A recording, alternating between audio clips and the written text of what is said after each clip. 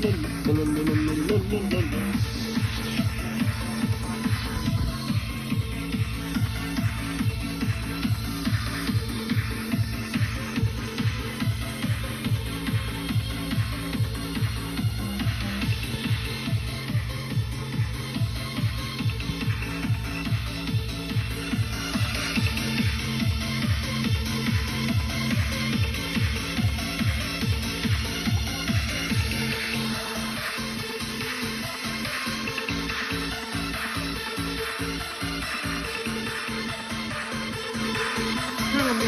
magnet.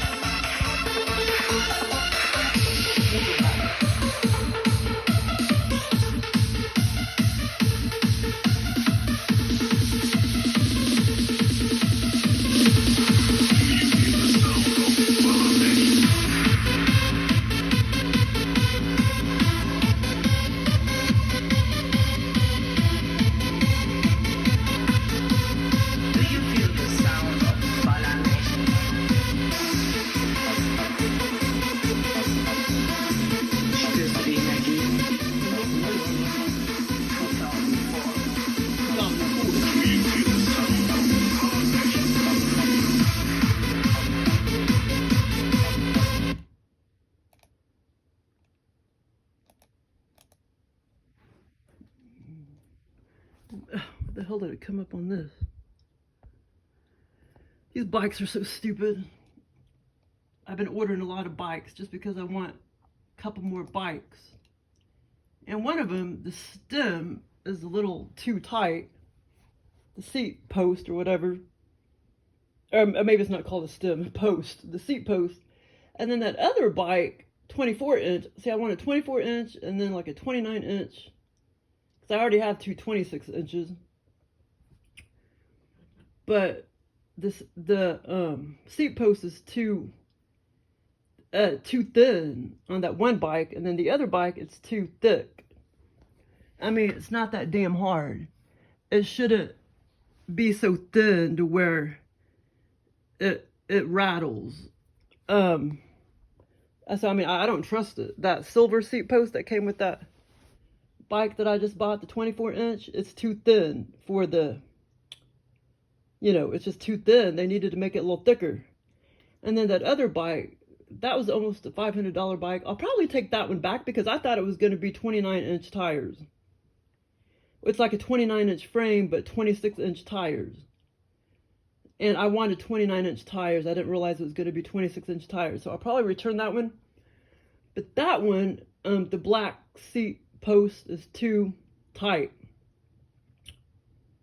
And so I interchanged. I put that one on the other bike, and it's perfect.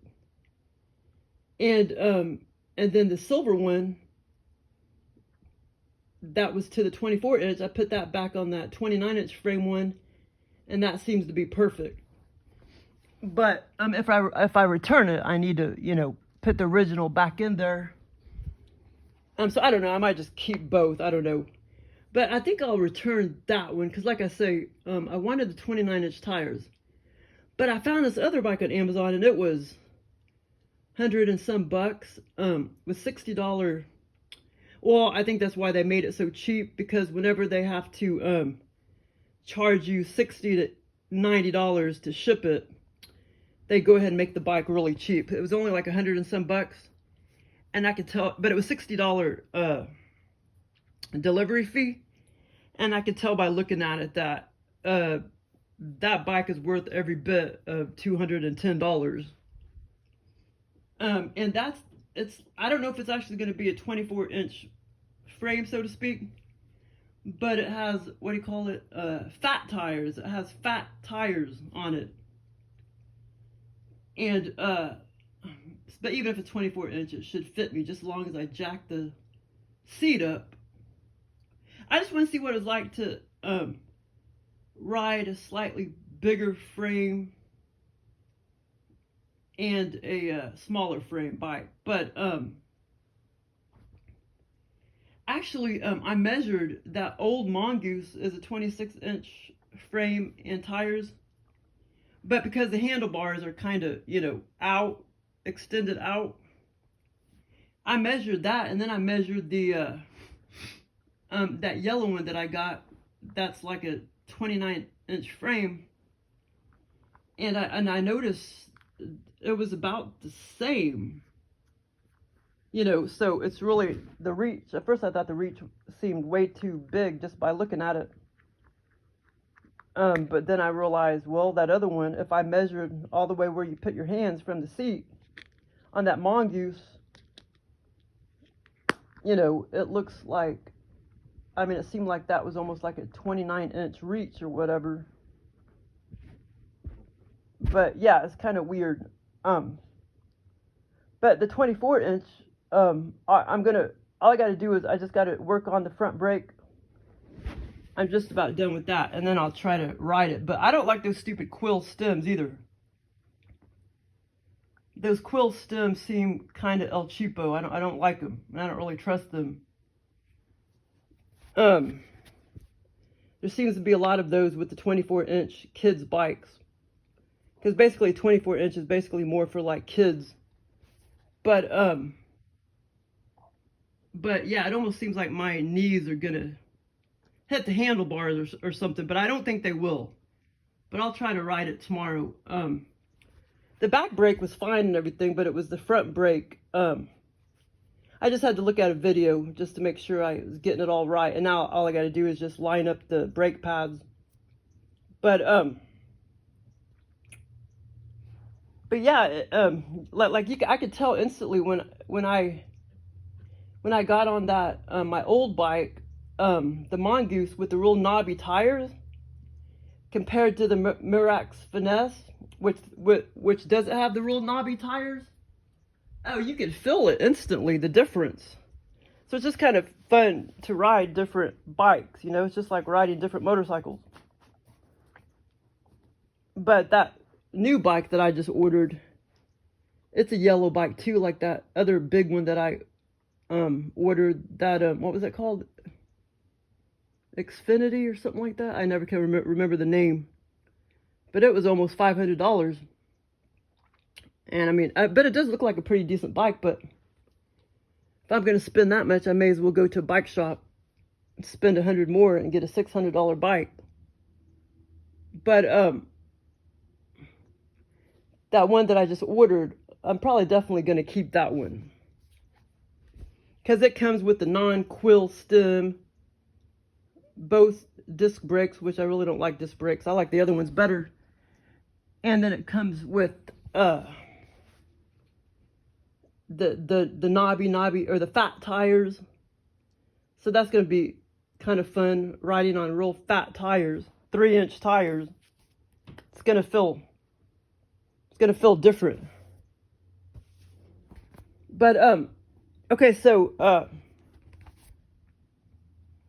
the fuck is that smell? I'm smelling this bleachy smell. Sometimes it didn't take long for this electric blanket to off gas. It off gassed in like an hour. But it didn't really give off a bleachy smell. It gave off a different kind of smell. Okay, I don't know. Smelling. That is smelling a bleachy smell. But okay, so I've had a lot of cool experiences lately. Okay, let's see. I don't know why the flash is on. Okay, so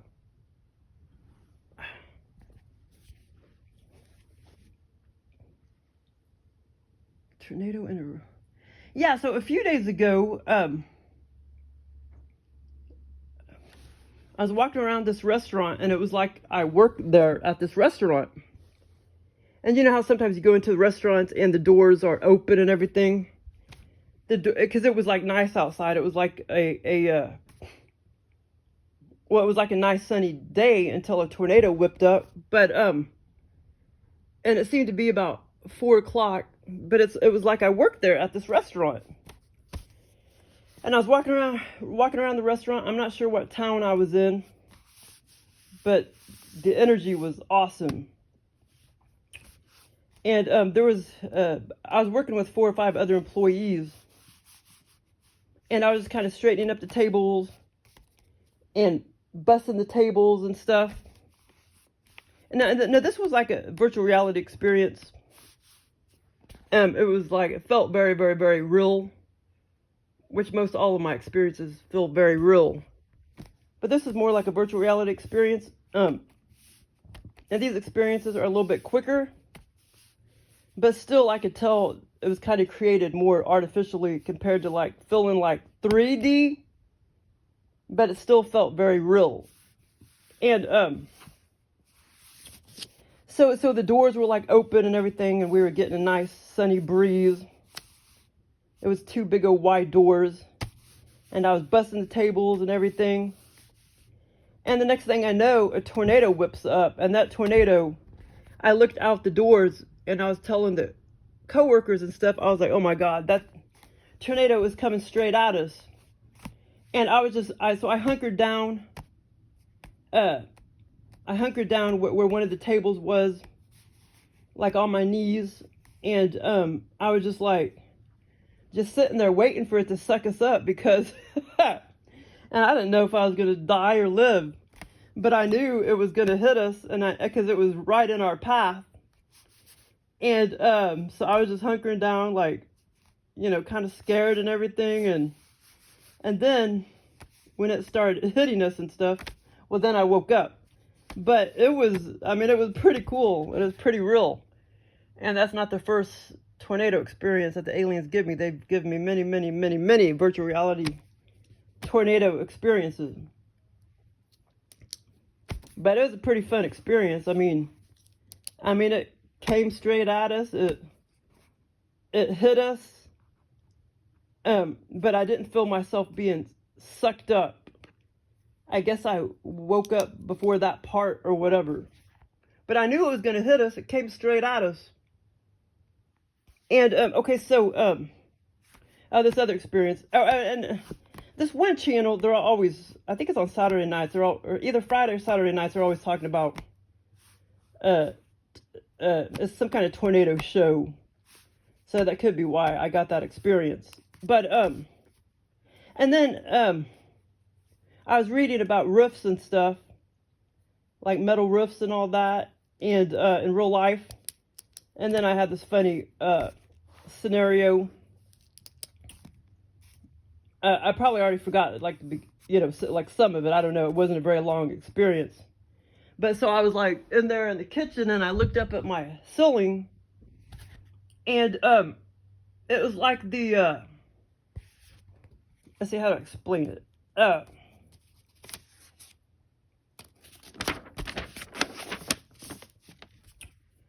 It was like these little cone let's see, cone, how do you say it? What does a cone look like?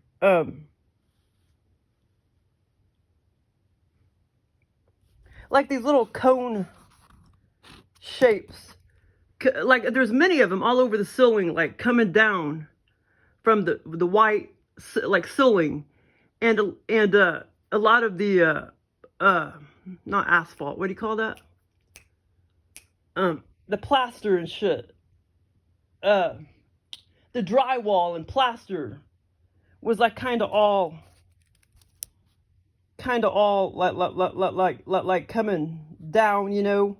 It was kind of all soft around it, the cone, and then water was like dripping down through the holes of the ceiling, or through the holes of the cones. And yeah, it was pretty weird and pretty vivid, but it was over there in the kitchen area, and there was a lot of them. And so that was kind of funny. And I was like, oh shit. And it seemed real too, because I didn't know I was dreaming in that experience. So I thought it was real until I woke up. You know, I really thought water was leaking from my roof through those little cone-shaped holes, you know, because when the water was leaking, it made those little cone-looking things. And then the sheetrock, little pieces of sheetrock and stuff, was kind of all soft and coming down where the water was coming down. So that was kind of funny. But,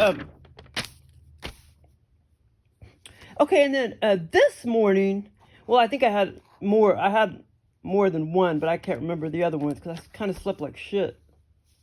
But right before I woke up, I had this kind of fast, I guess you call it virtual reality experience, but it was more lucid dreamy.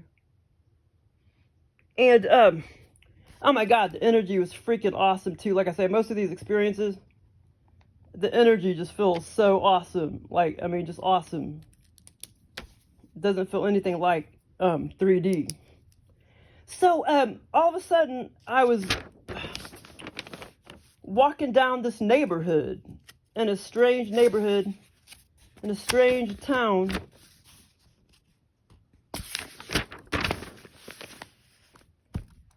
And, okay, hold on. It was a ritzy neighborhood, residential neighborhood. Okay, I go down this way.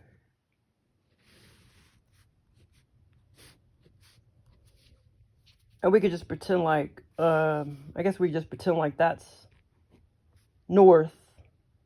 So over here, we could pretend like that's west. So and it was dark time. It was dark time. A lot of my experiences are like dark time. Okay, so that's north. And that's west. And this was all woods, really deep woods, all over here. And okay, so I was just walking down the street in a strange neighborhood, ritzy neighborhood. Pretty nice, ritzy neighborhood. And all of a sudden, I meet up with like this woman. She just looked like a normal, feminine, straight type of woman or whatever. Normally, I mean, I was just walking down, and all of a sudden, this woman, I guess, comes out of her house, and we started walking along.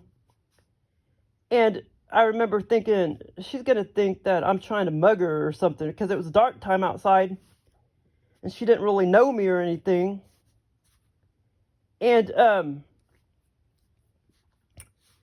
I just kind of started walking along, and I didn't say, I was like on the left, and she was like on the right. So she meets up with me and everything, and like I said, I didn't say anything at first.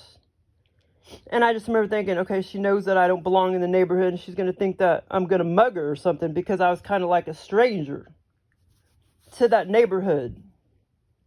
And then I realized she wasn't really afraid of me anymore.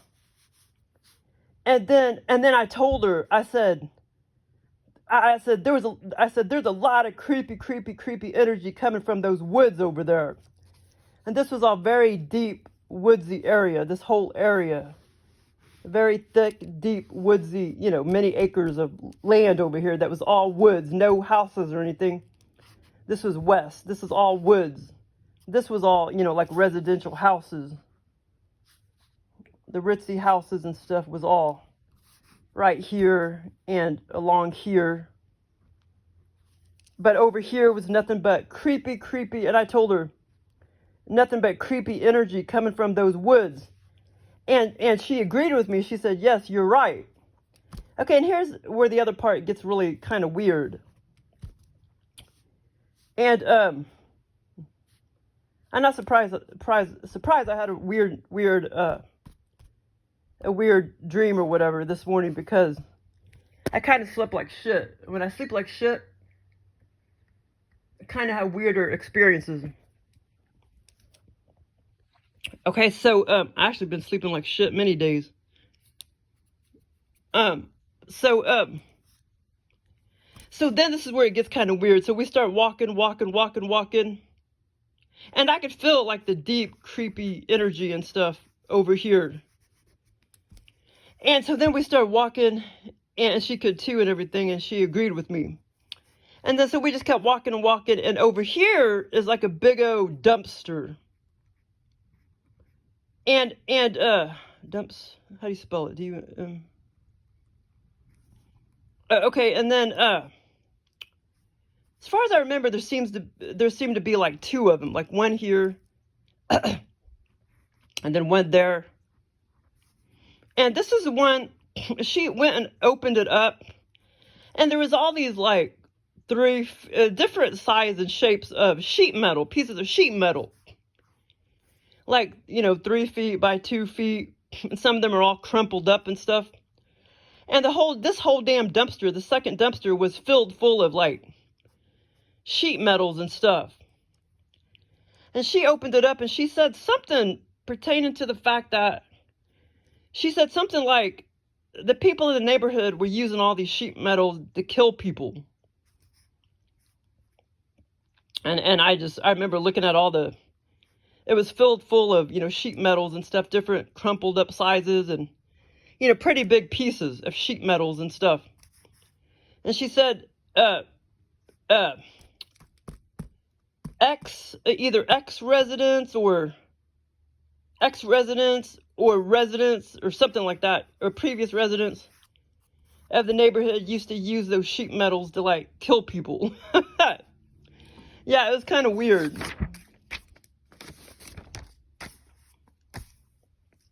Okay, that was this morning. Okay, and yesterday I have a freaking pretty awesome one. Okay,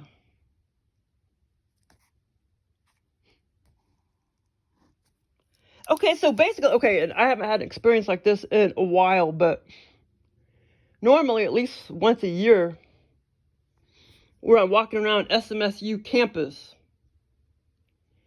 And here again, the energy was awesome. And so I remember experience 20, 30 years ago, I was on SMSU campus. And it was the OBEVR Lucid Dream, and the energy was just like so different. Now, the one yesterday, it was different, but I mean, not as different as the one I had 30 years ago. But they're always giving me scenarios where I'm walking around SMSU campus, because I used to be a college student there or whatever.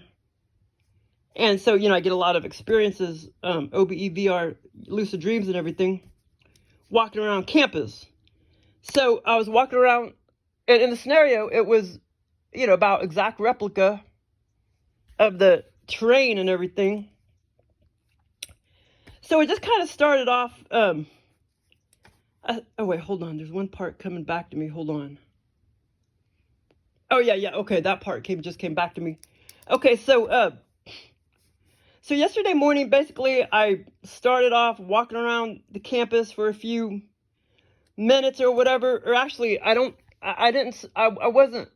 I mean, as far as I remember, I can't remember if I did a little walking before I started doing my job, the bus driving job, or if it just started off where I think I started off driving the bus. But anyway, so basically, I was a bus driver. But it's kind of funny because in the scenario, these buses were like school buses. They were not shuttle buses. They were like a school bus, like a high school bus. Very long school bus. So I started off driving around this yellow school bus. And basically that was my job, and I was picking up students, blah, blah, blah, blah. And this lasted a long time. I remember several roads I went down. And I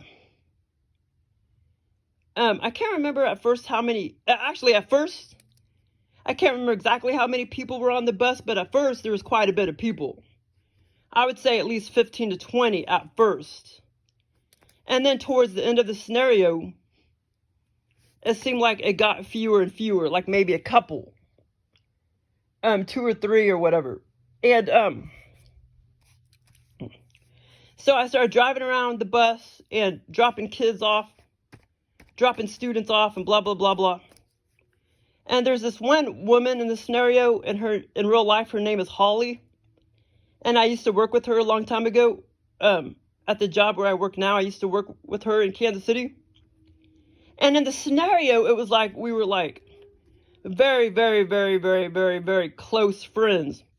And I don't know how the aliens do it, but they do that a lot. Like in real life, like I'm not close to any of these people, but in the scenario, I'll be like super duper duper duper duper close to them, almost like a cousin or a sister or something. So basically she was like a very, very, very, very close friend. And we had a very, very, very close bond. Like I say, the aliens do that a lot. And she was a passenger on the bus as I was driving around. And I'll have to look her up and see if she's still working, because we started in the same year. And I'll have to see what job she is now or whatever, or what she has now. But anyway, so we started driving around, dropping people off. And I remember several streets in the neighborhood, you know, going down several streets and stuff. And because it was kind of funny, because, you know, I did actually drop some people off, not exactly like where their classes were, but I also dropped people off at their home. You know, that was very close to the school, to the college campus. So at one, okay, hold on. So at one point, and it was like I did this all the time. I did this every day. In the scenario, it was like I did it every day, you know, because it was my job. And it was like I did the same routes every day and blah, blah, blah, blah. Okay, so all of a sudden, I'm sitting there trying to read the map where I should drop off these students and Holly. And all of a sudden, it's like I drive almost kind of like into a building on campus, into one of the halls. We'll just call it Glass Hall. I can't remember. In the scenario, it wasn't clear, but it was a hall. You know, that's what they call a lot of the college buildings. And that's the name of one of the college buildings in real life on that campus.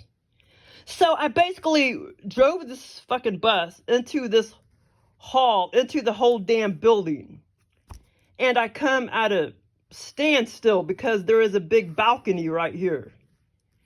And it falls, it drops down at least 2 stories. And at this time, there was Holly on the bus and about 4 other people. One of the other people were guys, and one of the guys was like Asian. So there was like an Asian guy, and then there was Holly, and then there was like at least 2 other people. And then I started getting like all mad and shit because I'm like, God damn it. I read this map. I've been reading this map, you know, for years and years and years. And it should be clear, and I should know exactly where to drop you guys off. I shouldn't have to be coming this way and be, you know, coming up to a damn balcony. Or I knew that wasn't the right directions. You know, I was just mad because I knew that I was like reading this map type of thing. And I said every year it keeps taking me down this exact same damn way. And I start cussing. Blah, blah, blah, blah, because I'm like, it should not take me here. And now here gets to the good part. This scenario lasted a pretty long time. So, if you drop 2 stories, you're probably going to die. Even if you dropped 1 story, you're going to die. Especially, well, the way this scenario was, you're going to die if you drop 1 story or 2 stories.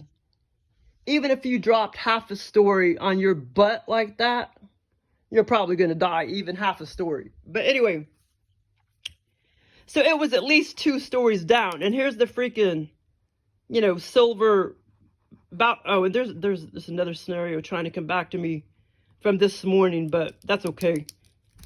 I probably won't be able to retrieve it, but it's trying to come back to me. So a silver balcony right there. And I'm inside the damn hall, inside this freaking building, you know, with nice flooring, nice marble flooring or whatever you call it. And so like I say, this drops overboard at least 2 stories.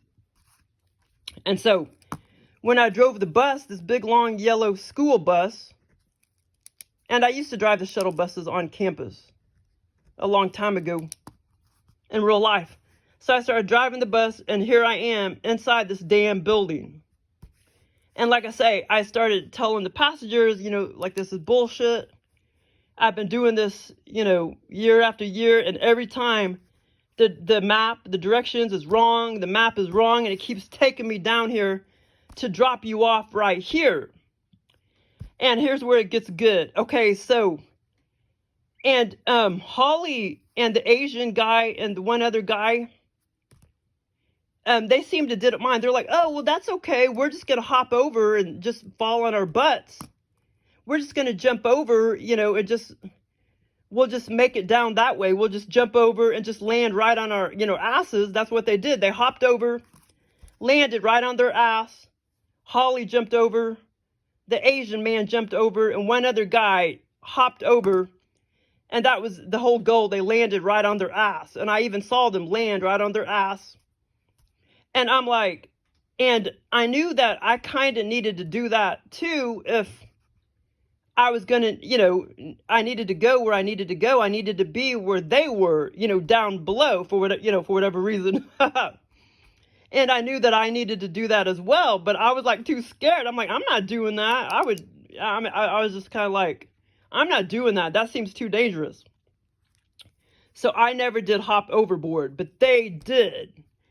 And they were fine. But like I say, if you did that in real life, you're going to be dead. You know what I'm saying? But like I say, I was contemplating whether or not I was going to do it because they were just like, oh, no big deal. I mean, I know the map keeps taking you the wrong direction, but we'll just kind of hop overboard and fall on our ass and we'll be where we need to be. So Holly jumps overboard, Asian man jumps overboard, and the other guy just plop, plop, plop. And like I say, I needed to be there too for whatever reason, but I just kept thinking, I'm not doing it because I knew it looked too dangerous. So then after all that, me and Holly, like I say, me and Holly have this special bond. We were like close friends. So we kind of started walking along. And now this is where we're outside of the bus and everything. But for a big part of the scenario, I'm literally driving the bus, like down this residential road, down that road, and around campus, very close to campus. So then all of a sudden, we started walking around campus, and I was like, you sure you're okay? You sure you're okay? Because I knew that she was probably kind of hurting a little bit to make that big old fall, like to fall like that, on her butt.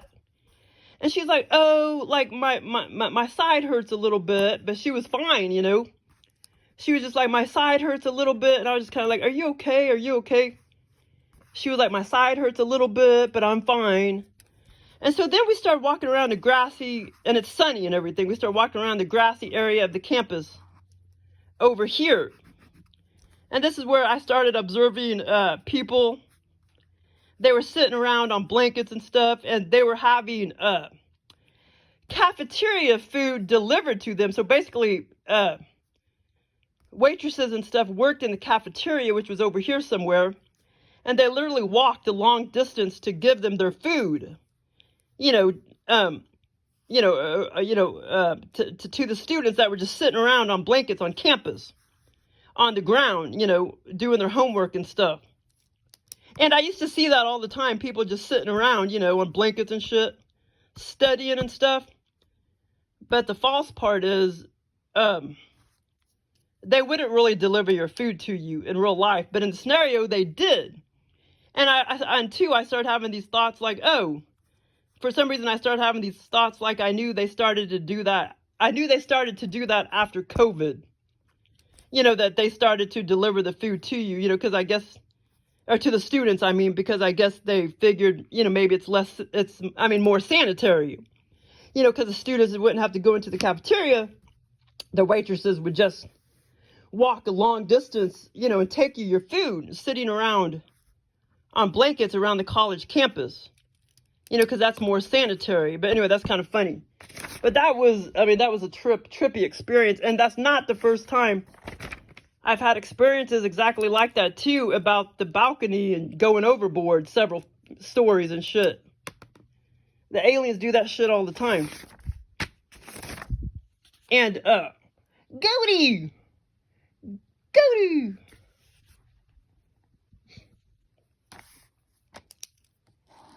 Okay, and then I did have this quick virtual reality experience.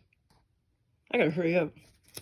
This quick virtual reality experience, and this was about, I don't know, like 6 days ago, where like all of a sudden it's almost like I'm eating down on like this yacht or something. I don't even know how to say it. Yacht. I don't even know if you say it yacht or yacht. I don't even know if that's how you spell it. But like I said, I don't know if that's exactly what it was, but that's what it felt like. Like this small little, tiny little restaurant thing on this like big old yacht. And we're on the water. We're not moving. We seem to be stationary. But we were on the water, and we were in the Mediterranean in Italy. Or near Italy or whatever. And I look back and forward, and I'm like, wow. I'm sitting there with like 4 or 5 friends. I can't remember exactly who they were at this time. But so I looked forward, and I looked back behind me, and I'm like, wow, it's so hazy. It was so sunny, but so hazy for whatever reason. And I've seen that before, you know, sunny and haziness. Like in Mexico and stuff, you know, when I've been to Mexico or whatever. But we were in the Mediterranean in Italy. And anyway, but it was kind of cool. And we were basically eating lunch. I was eating lunch with like 4 or 5 people. But it was pretty, you know, it was pretty virtual reality. And that's kind of funny because there's that always, every single night I turn on public television, and that Italian woman is always talking about cooking and stuff, and she's from Italy. But it seems they seem to have her on just every damn hour of the day. And, you know, so that's where that experience came from, you know. So, and then there was this other, and this was about 7 days ago. There was this other experience I had too a few days ago. It was kind of funny, but it was kind of quick. But this one woman I used to work with, she had only worked with us for about 4 months, and she decided she didn't like it here, so she went back to Kansas City, which I don't even know why she why she moved here to begin with. That was stupid. Her family, well, she has 3 kids, but she doesn't seem to like 2 of them, but she has grandchildren too. It's like, why the hell would she move here when all of her family is there in Kansas City? But for some reason, you know, she thought she could work from 6 a.m. to 2:30 p.m., you know. You know, this isn't the service centers here. You know, we only have a little bitty office. There's no service center here. The service centers are at the big cities. And, but her ass already moved back to Kansas City. But I had this, funny virtual reality experience. Nancy was walking in, and I was like, Nancy, Julie already told all of us to fuck off. And but it was kind of funny. Julie, she did it in like a indirect kind of way. It's kind of funny. And but now I can't remember exactly the indirect way that she did it. But Nancy started walking in from like the other part of the office, and I was like, Nancy, I was like, Julie just told us all to fuck off. That was kind of funny. But anyway, okay, so then there was this other experience about the same time, 7 days or 6 days ago. 6 or 7 days ago. And I might be forgetting some of the part at the beginning. I don't know. But the weird part, I think I am actually. The whole like beginning part, I think I'm forgetting. But anyway, so all of a sudden I started driving down this, which would be impossible, but the aliens do shit like this all the time. I started driving down this dirty little dirt road. My car. I'm sitting there driving my car. I turned off. Oh, here, I guess I could draw it. Goody! But that experience this morning, man, I wish it was like longer. The energy was like awesome. Well, except for feeling the dark energy of the creepy woods. But all the other energy, you know, this part of the scenario was awesome. And it was dark time. Dark. The aliens do that a lot. They, you know, they make, it's like dark time when I have my scenario. But yeah, this part was pretty cool. This other part, I mean, this other scenario. Okay, so all of a sudden, okay, hold on. I'm driving along, and I guess I'm lost or whatever. And all of a sudden, I turn down this light, and it goes way, way downhill. I turn down this little dirt, muddy. It's not even a road. It's just like a little path, and this path is no wider than like, 3 feet wide. Well, my car is how wide? I don't know, 7 feet wide or 6 feet wide. How the hell am I going to drive down this dirt, muddy ass and little path? And I start driving down in my car. Well, I'm not over here. I'm here, driving down hill, and there's nothing but swampy areas, nothing but swamp and pond water or lake water, whatever you call it, on both sides. And I was just kind of like, oh my God, I think when I started driving down it, I'm like, oh my God, I started feeling kind of scared.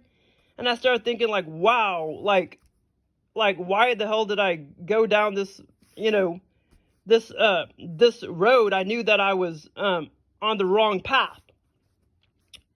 And I mean, I started feeling scared, like, oh my God, I shouldn't have went down this road, so to speak.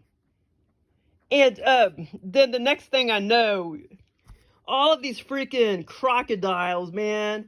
And this was all very vivid, all these experiences are very vivid. All of these freaking crocodiles, I mean, there was tons of them. I would say there was like, oh man, I'd say there was at least, now I don't remember them being any over here, just over here. 1, 2, 3, 4, 5, 6, 8, 9, 10, 11, 12, 13. I mean, there was at least 20, 30, 40 crocodiles all up in here in the swampy area. And then as I started, getting closer down the hill there, then I started getting real scared after I saw all the crocodiles and shit. Okay, one of them, because I knew, I thought I was going to get eaten, you know what I mean? So when I saw all the crocodiles, I started to get real scared. And then one of them started walking towards me, just like, la, la, la, la, la, la, la. Okay, so here I am right here. And then one of the crocodiles starts walking towards me, and I thought he was going to eat me. And then the next thing I know, he just sort of like started talking to me and saying, you went down the wrong direction. You went down the wrong path. But that was a trip, man. And the aliens do that a lot. They put crocodiles and shit in my scenario. And I'm calling them crocodiles as opposed to alligators because they look, different. They look more like crocodiles. I know what both of them look like now. I mean, they're pretty different, their heads and shit. And these were more like crocodiles than alligators. But I was scared once I saw all the crocodiles because I knew I was dead. And then one of them started coming at me, but it was kind of funny. But it didn't say exactly like it didn't exactly talk in word. It didn't actually talk in complete sentence, if you know what I mean. But it did say a few words. But basically, he told me, you went down the wrong path. So that was kind of funny. And I know I'm forgetting what happened during the first part of the scenario. I don't think it was a real long first part of the scenario. But anyway, okay, and then I had this other scenario that was pretty freaking fun. And it was pretty damn long too. But I'll try to talk about it in like 5 minutes. And, okay, hold on. I think I got some time.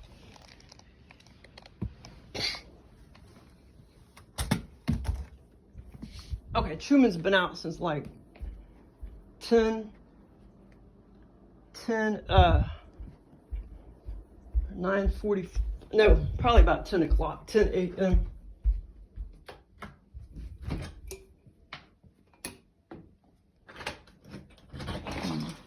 He's still not fucking back. Truman, come here, giddy. damn it. Hey, Myron. You okay, little man? I'll come give you some attention soon. He's got mental problems because he wasn't properly socialized. God damn it. Look at that cardinal. That cardinal is always out here. Come on, you guys. Come on. Somebody get in here. Truman. I hope he didn't try to go over to my mom's house. I don't think he did. He's just... Simba, get in here, baby. It's getting cold, baby. No, come on. Oh, good boy, honey. Truman's been out since like 10 o'clock.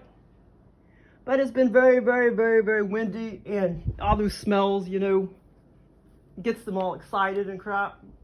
So that's probably why he's staying out longer.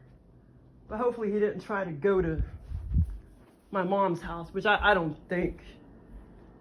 I think he's probably already forgot how to get there during COVID. What are you doing, baby? During COVID, he did go all the way to my mom's house, and I didn't see him for like from Wednesday evening till Sunday night. Sunday at 11 o'clock. Wednesday, I let him out. Let's see, what time was it? Crap, I can't remember. I let him out at like 6 p.m. or something like that, Wednesday.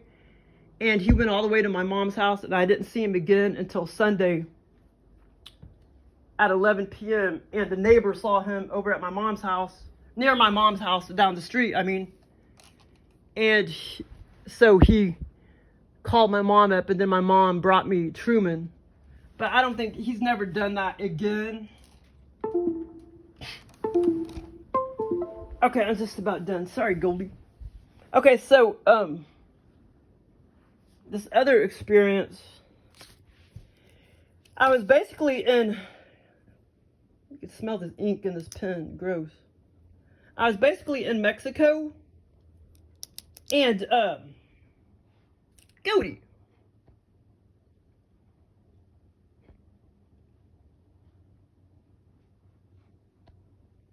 I was in Mexico, and I was working at an IRS service center, and I was walking around doing my job, doing this, doing that, opening up mail, going and getting the mail, and blah, blah, blah, blah. And, like I said, this experience lasted a long time. And then all of a sudden, now I don't know how the heck, hoodlum Mexicans got into the facility, but it was a common thing that they could just walk in there. In real life, they wouldn't be able to just walk into a facility like that. And there was like, you know, a lot of break rooms around. And basically, there was this young Mexican man in the break room, and he was always coercing. He was always coercing me to steal the checks from the mail that was sent to us, you know, to the IRS, to give to him, so he could, like, you know, forge them and stuff. So, and I was just always like so scared. I gave him at least 2 checks, and I was like always so scared that, you know, I was going to lose my job and blah, blah, blah, blah. And so, a female postal worker, the USPS postal worker, came walking in, and she gave me some mail. I opened up one of the pieces of mail, and I even read it. And this woman, this taxpayer, it was kind of funny. Something flower. Like, it didn't say Dear IRS, it was Dear, some kind of flower. Dear Rose or something like that. It was kind of weird. And so she sent us like a $580 check. I opened up the check. It was like $580. And so naturally I had to go give it to the Mexican guy, because he was coercing me, you know, to give him the checks. And I gave him at least 2 checks, and then I started to think to myself, okay, well, you know what? He is stuck in this facility. I knew that I wasn't. I knew that I could leave whenever I wanted to and, you know, go outside and blah, blah, blah, blah, and I knew he couldn't for whatever reason. So I knew that I was going to go out of the facility, and I knew that he would never see me again, and that's how I could get away from him. So eventually, okay, hold on.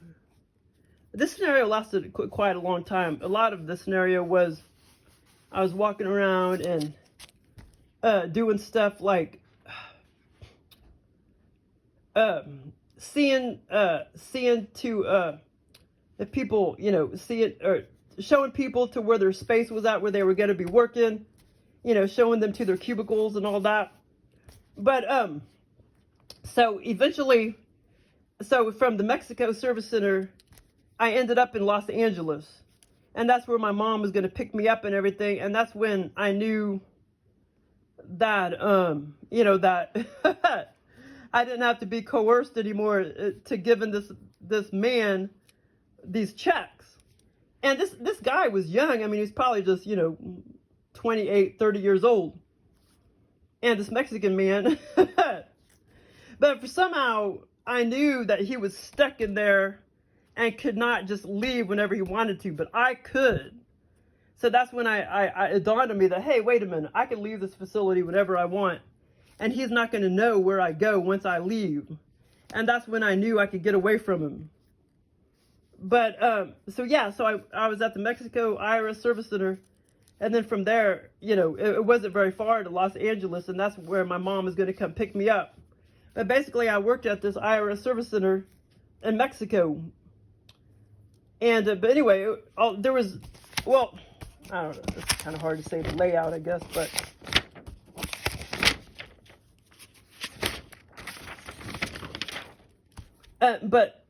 basically, like, here's the big facility, and the female postal worker, she came waltzing in over here somewhere, the female postal worker, and gave me the checks. And like I said, I opened the check and I read what this woman seemed to be about late 60s, this taxpayer. I somehow knew that, and I started reading her letter. But like I say, it was like, Dear Rosa or something like that, like a flower. And then she gave us, you know, the taxes that she owed, which is like a $580 check. And that's when I gave it to this hoodlum guy that kept coercing me to give him the checks. And the break rooms, there's a lot of break rooms like over here, and he was always hanging out. The Mexican man was always hanging out in one of these break rooms. And I would go in there and give him the checks. And I just kept thinking, man, I'm probably going to lose my job if, you know, they find out that I'm giving this guy all these checks. But anyway, it was a fun experience. Thanks for listening.